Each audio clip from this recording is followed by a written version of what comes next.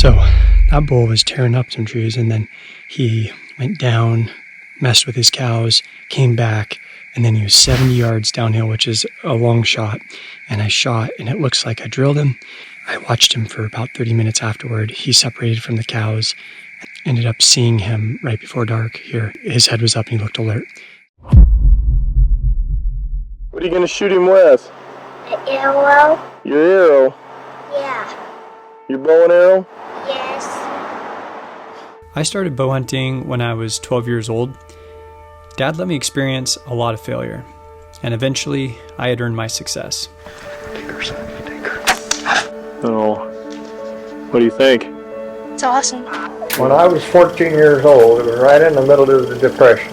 My folks didn't have 10 cents, and they give me a top to spend. That was good for me. Well, my life's been good for me.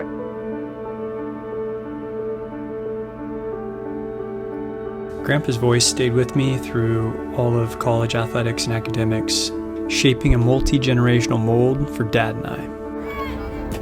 And Endicott capitalizes and knocks off last year's gold medalist Darren Collins. And I look up and there's just this monster buck coming up. I think Cameron Haynes for the bull he gave me. And yeah, it's been a really good trip. Time to get home. This elk hunting story is about who I am and who I am grateful for. Thank you. Love you. Appreciate it. Love you.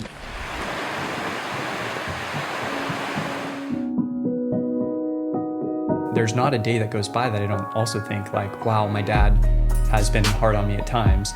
I also am very grateful because I want to have the life, I want to have the work ethic, and I want to have the drive, the mental determination. And that goes in everything. Dad taught me like basically hunting as early as I could remember, and it's like learning to read. Yeah. Like you wouldn't describe reading hard if you learned it early and you were really proficient at reading. It's like, no, it's just easy. It's like everybody does it. So anyway, it's like Dad taught me like basically hunting as early as I could remember, and so that's something I really am grateful about. I bugled one time, and then I heard something. I couldn't ever see it, and he came down this ridge behind me. I came around the corner, ranged him at 55 yards. Just shot him. Here is a look at my 2022 Archery Roosevelt elk. I forget so much of the time that when I'm talking about blacktail hunting and everything, it's like it's pretty hard. It's probably one of the harder things a person could do in their life is what I do in one day in the blacktail woods. Mm-hmm. But it's like I live for it. Yeah. There's nothing hard in my mind because I didn't feel the pain of that day. Like it wasn't worth it. And I leave that detail out because it's so normal, because Dad ingrained that in me. Being around the bow rack so much, our bows are set up perfect, right? So that's not going to be an issue. But yeah, your dad has built a great business. I was curious, how has it been? Truett mentioned this the other day that I can be, or on his podcast, I could be too intense, and he didn't like hunting with me for about 8 years. Like, I don't know if you know this about yourself, but you could be a little intense. So how's your dad to hunt with?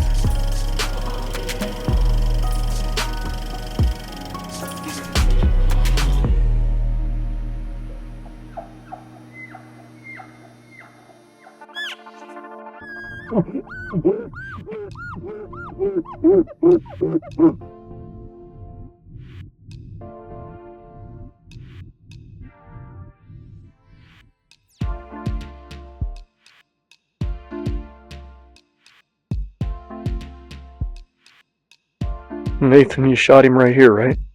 I did in some right where. You had was it those two little trees right there? Yep, perfect, right here. He was facing this way. It was about 10 feet away from this bull when Nathan shot it. It's pretty cool. We called this bull in how many times? Like 4 times? The first time he came in 5 times at least and was raking a tree. We got a little bit of footage of him. This time he just decided he'd had enough and he just come charging in, but of course I didn't have my camera on, so we blew it. But let's go get him, Nathan. Actually, I see the bull right there, and I haven't told Nathan yet. He's a nice little bull. Yeah, look at that. Look at that. I'll kneel down there with him. All right. First elk. September 1st, 2002. You know, I wish your grandpa Endicott could be here to see this. I wish so bad he could be here to see you with this bull. You know what? We got a lot of work ahead of us here. How many miles in here are you? Couple, maybe 5 more. We ran the first 3 miles. Straight up.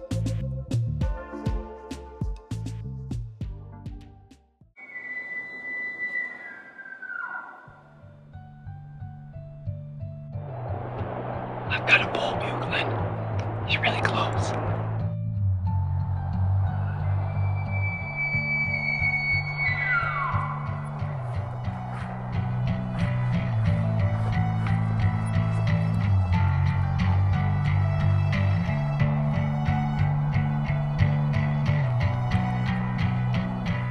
All right, that got pretty exciting.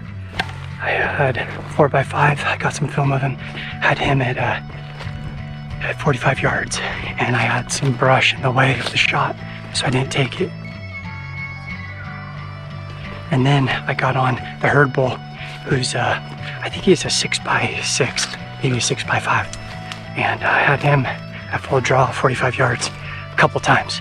Just all I could see was his face and his head and his neck, no vitals. And then right at dark, he went down at 100 yards and stood there broadside, but no shot. But pretty exciting. Just things are starting to finally pick up the last week of season. Cheers.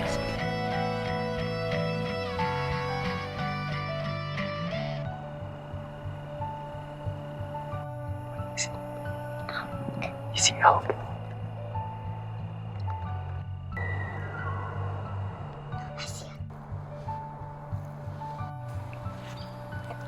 What are we looking at? Oh, we're looking at elk.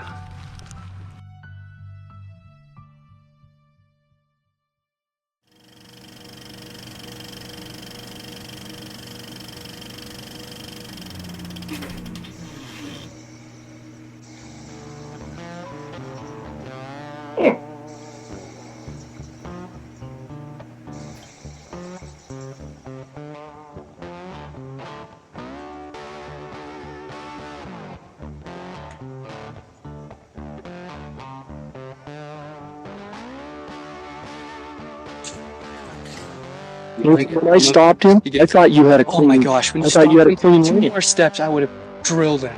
Good night. It looks like you hit him good. Looks like you hit him right in the heart. That is a killer 5-point. Good job. I'm sure glad these track stars are going to help me pack this thing out, because we are a long ways in here. How far can you truck? A lot of Hey, at least 7 or 8. 7 or 8 miles. You And know? that's up cross country. We only gotta go like 4 up. Yeah. Then it's just 4 miles up. then it's just a ridge. Then it's in a ridge line back. Yeah.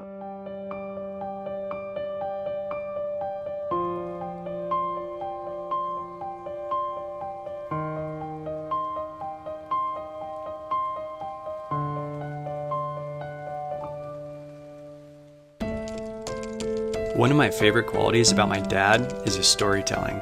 If you know Wayne Endicott, you know he's an animated storyteller. His passion for hunting and archery is contagious.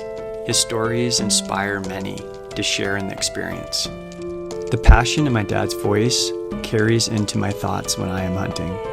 Because he was there, he was involved, and he shared in my success early on.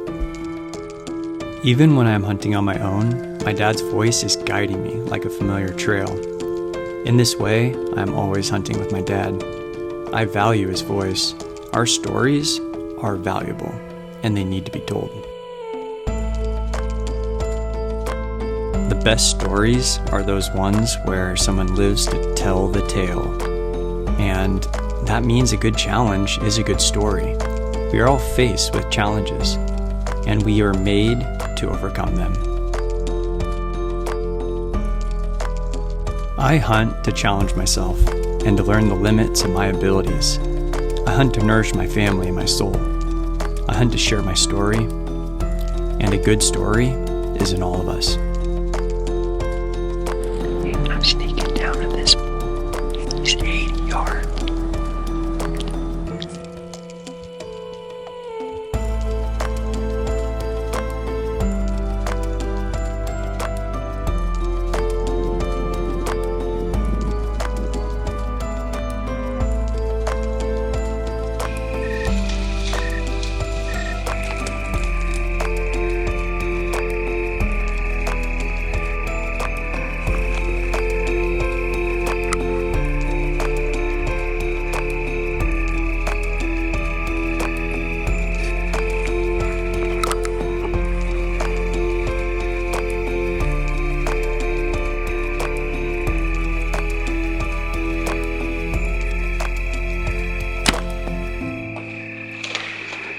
he went down, messed with his cows, came back, and then he was 70 yards downhill, which is a long shot.